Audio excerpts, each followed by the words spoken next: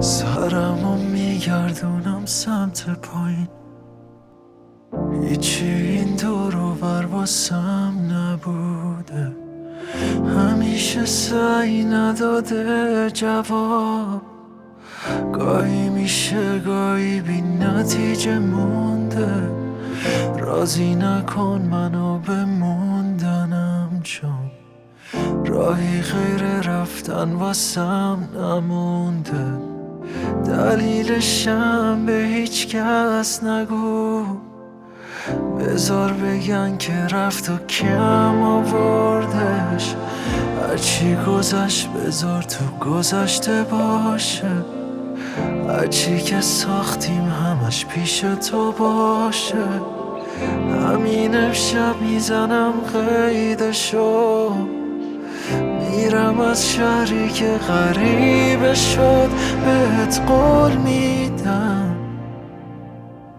هر جایی که باشم، همه ی فکر من پیش توست. با این که نیستم من نزدیک تو، بهت قول میدم.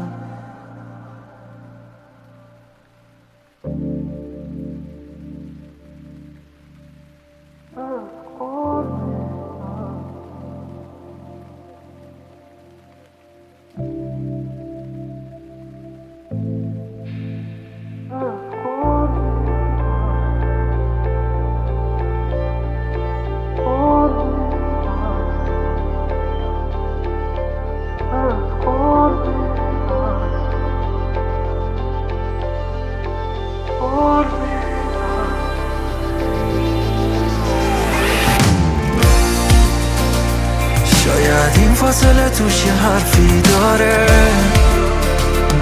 جانو از جا میکنه و بر میداره.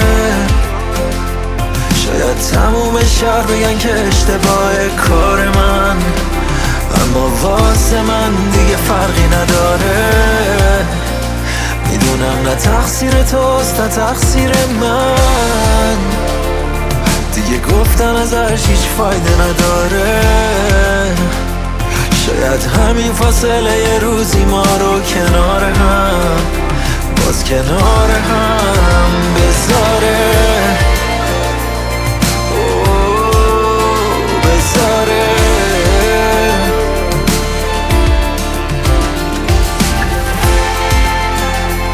شاید همین فاصله یه روزی ما رو کنار هم، باز کنار هم بذاره.